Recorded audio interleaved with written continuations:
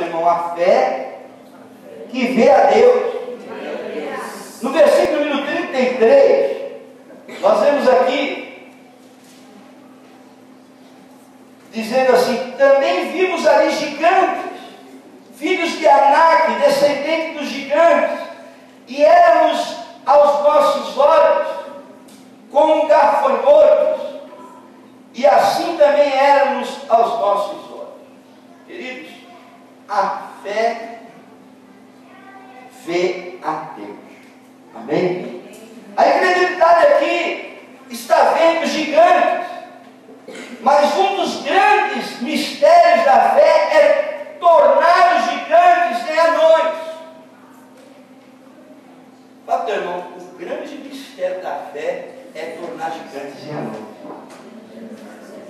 Você não tem, olha, eu e você, nós não temos que mostrar a Deus o tamanho do nosso problema, mas nós temos que mostrar aos nossos problemas o tamanho do nosso Deus. Aleluia. Amém? Amém? Deus é do tamanho que você faz Ele. Qual o tamanho que você tem feito Deus? Você está colocando Ele dentro de uma caixinha de fósforo, ou você está colocando Ele como o maior, o maioral, que está pronto a estender os braços para aqueles que clamam, como foi dito aqui na quinta-feira, ou na sexta-feira.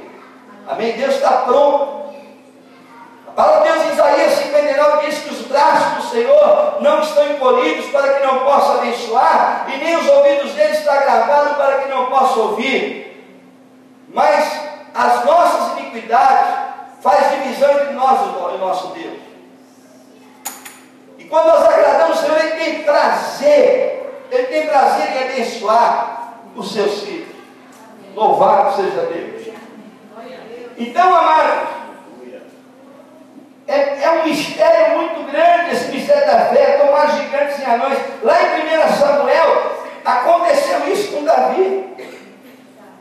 Ele não viu o tamanho dos gigantes, mas quem é esse circunciso que se levanta contra o exército de Deus vivo?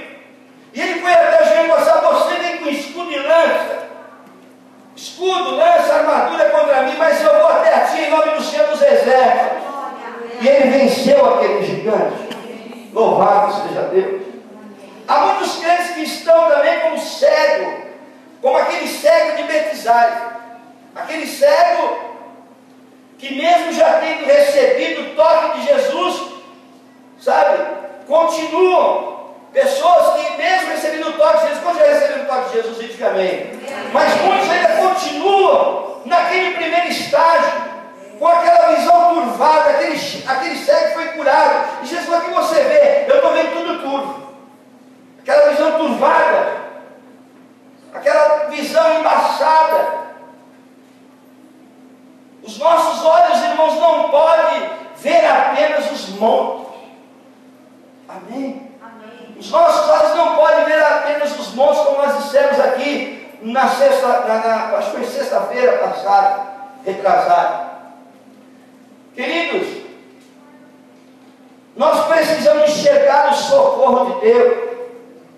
O salmista disse: eleva os meus olhos para os montes. Se você ficar só olhando os montes, você não vai ver o socorro. Mas quando ele olhou os montes, ele perguntou: de onde me virá o socorro? E a resposta veio de imediato: o meu socorro vem do Senhor que fez os céus e a terra. Louvado seja Deus.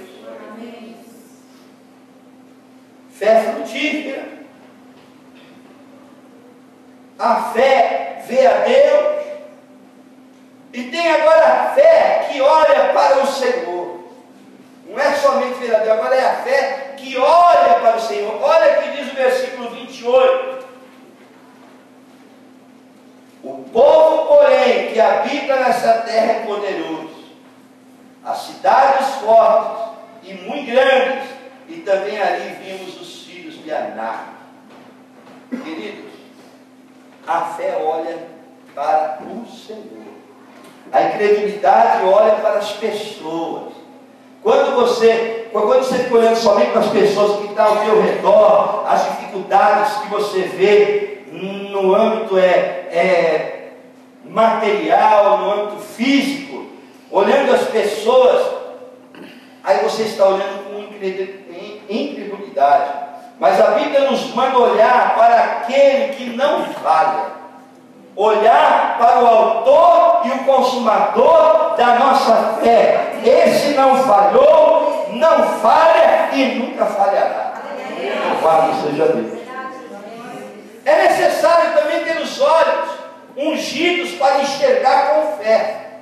Por isso que em Apocalipse, Jesus escrevendo lá, dando lá para João escrevendo, diz o que? Aconselho que de mim compre colírio para que vejas. Amém? Aquela igreja estava, sabe, achando que era rica, que não sentia falta de nada. Aí vem aconselho que de mim compre colírios para que vejas, né? Que unge seus olhos para que vejas. Amém? Amém? Louvado seja Deus. Então está aí a fé que olha para o Senhor. Uma outra fé também que a Bíblia mostra é o seguinte, que a fé, ela diz, é possível. A fé, queridos, ela diz, é possível. Tudo é possível para o que crê. O nosso Deus é o Deus do impossível. Quantos creem?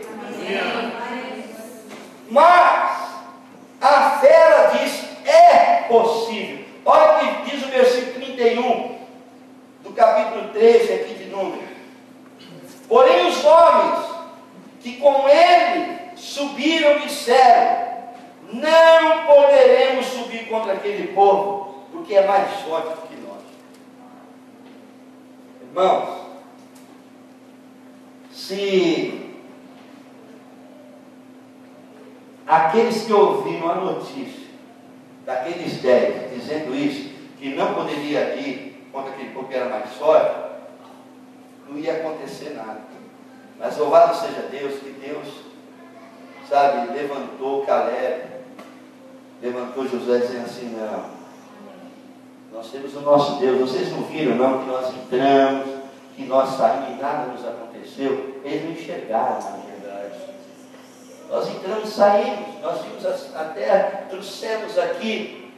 Tinha gigantes, de fato tinha gigantes.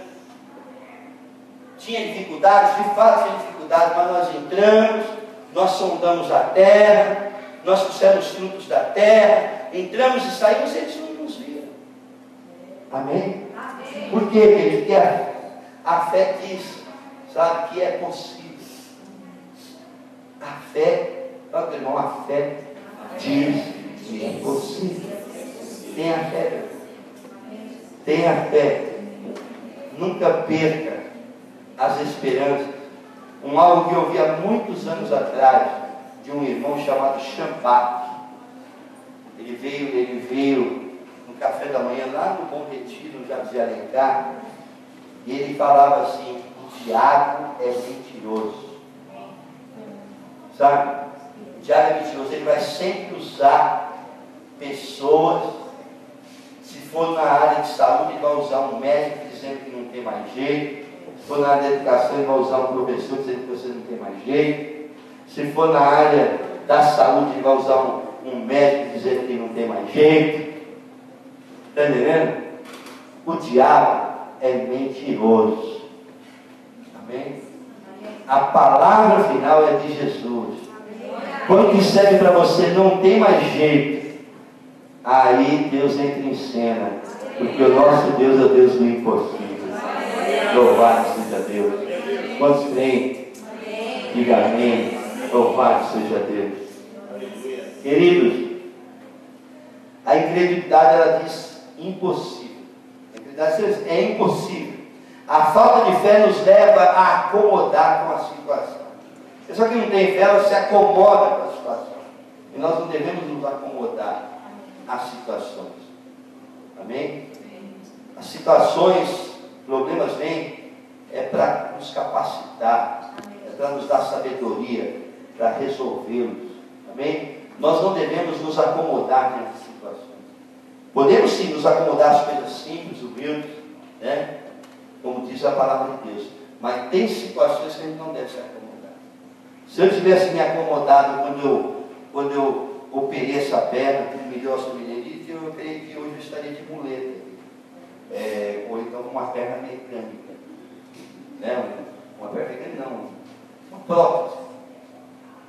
Mas quando disser não tem mais jeito, quando a médica falou assim, não tem mais jeito, vai ter que amputar, não põe o pé no chão. Eu falei, é a última palavra? Então, doutor, eu vou dizer, Deus tem a última palavra, toma a muleta, toma, eu vou usar minha perna enquanto eu tiver ela, e Deus, para a honra e a glória do Senhor Jesus, me curou. Amém? Louvado seja Deus. Queridos, a fé diz impossível. Então, quem crê no que existe,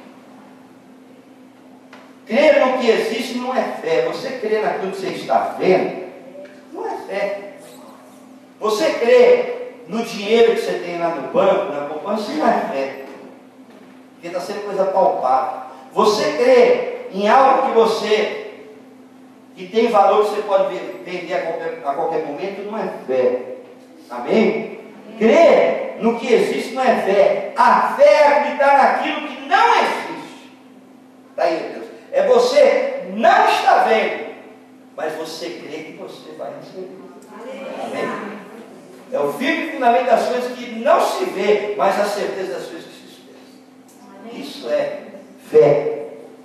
E por último aqui, para não enfadar os irmãos, a fé leva à terra prometida. Para ter uma fé, ela leva à terra prometida. Hebreus 3,19. Por favor, alguém abre e leia.